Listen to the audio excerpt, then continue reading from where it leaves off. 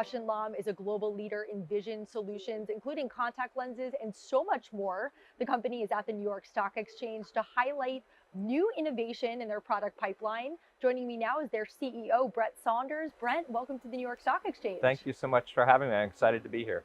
So you previously led Bausch & Lomb from 2010 to 2013. 10 years later in 2023, you returned. When you came back to the company, what needed to change? Well, there are a few things that needed to change. First, we had to focus on our selling capabilities, our sales force, making sure we had the best people with the best technology and products and everything else. We focused on our supply chain and really had gotten hurt by COVID and the disruption in supply chains. So we really focused on creating a more reliable, high quality supply chain. And then most importantly, we focused on innovation. We really didn't have much in the cupboards. We recruited a lot of great talent into our R&D organization. And now 3 years later, we're really excited to see some of the output of some of the great work that team has done to create innovations in eye care.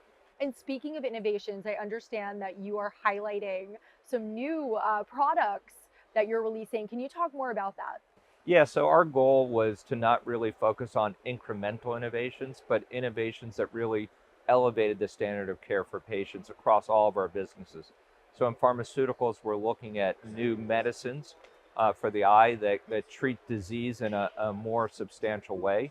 That could be in dry eye, where we're looking at combination therapy for patients. It could be in glaucoma, where we're looking at neuroprotection in addition to controlling intraocular pressure, but really trying to preserve or enhance vision.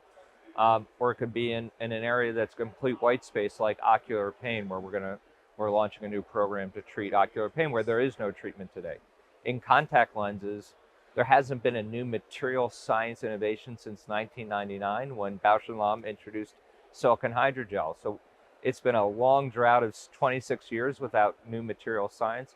We're announcing a new biomimetic material that really works in a homeostasis way around your eye to create better ocular surface health and great comfort and vision for patients. In surgical, great new intraocular lenses for cataracts, new lasers, new tools for surgeons, and then consumer, improving beloved products like Lumify or nutritional health for patients with AMD like PreserVision. So really great new products coming that are meaningful step changes for treating eye health. What is the process internally for developing innovations like this? Yeah, so we take a different approach for different types of innovations. So for example, in contact lenses, we have a lot of research capabilities, and so that's completely homegrown.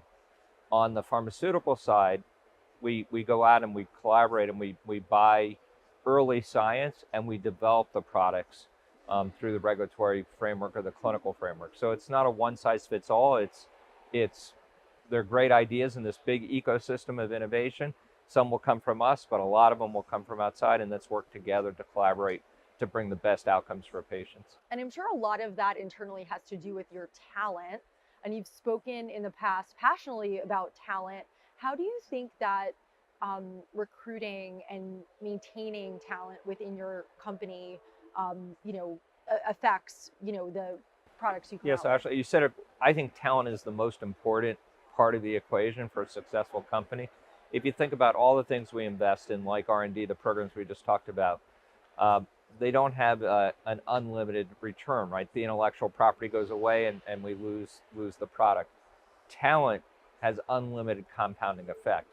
And so it's the best investment we can make. And the best way to recruit great talent is great culture and opportunity. People want to work someplace where they can have an impact in whatever area they work. If you're a lawyer, you want to have an impact in the legal department. If you're a scientist, you want to create new medicines or new products that ultimately reach patients and make a difference. And so it's about creating that ownership culture, eliminating bureaucracy, and let people get on with doing their job and create impact. And speaking of culture, how did you assess Bausch & Lomb's culture when you returned to the helm in 2023? Yeah, so the culture was a little stale when I got there. The company had kind of been in neutral for the last 10 years. for a variety of different reasons. And so my goal was to try to reinvigorate the culture. We spent a lot of time talking about what was important around eliminating bureaucracy, creating an ownership culture, and this word grit that I like to use, this grittiness of perseverance and getting things done, and this endless pursuit for learning and getting better. And so we did that for a couple of years, and then 6 months ago or so, we started to survey colleagues what they wanted the culture to be. And we heard back a lot of the same themes that we were talking about. And so we just recently unveiled a new culture statement. Super simple, not corporate speak, that allows employees to really articulate it. More importantly is we're going to hold people accountable to it. So in 2026, it's not going to be just, is the culture this statement on the wall or on your mouse pad or whatever. It's going to be part of your performance assessment. So it's not only what you accomplished, but how you accomplished it to advance and support our culture. What were some of those themes that you heard from employees? Employees really wanted to be customer centric or patient centric. They wanted the sense of ownership in the company, to own their role, their responsibility, their ability to impact. And the word grit came up quite a bit. And so we've incorporated that all into the statement. Do you think it's important for a CEO to listen to their employees? Oh, absolutely.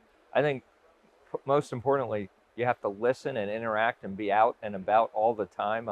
I travel the world. I go to manufacturing sites. I'm in our offices. I ride with sales reps. I'm out with, this weekend I was at the American Academy of Ophthalmology, spending time with customers. And so you really have to keep a pulse of what's happening all over the company. But it's also important to lead by example, right? And so if you want a culture, in the company, you as the CEO, you better live that every day, and actions speak louder than words. So you can't expect people to do something you're not willing to do 10 times more than they would. And how have the operational and cultural changes that you've implemented translated into performance? So the probably the first place we saw performance is in revenue growth. So for the last several quarters, we've been the fastest growing eye health company and versus our competitors, and growing faster than the market. And so that's always, I think, the first KPI you can look at to see if you're getting success. What we now need to do is improve our other financial metrics like margins and profitability. And that's really the goal of the next chapter of our company. All right, Brent Saunders, CEO of Bausch and Lomb, thank you so much for joining us at the New York Stock Exchange. Thank you so much for having me.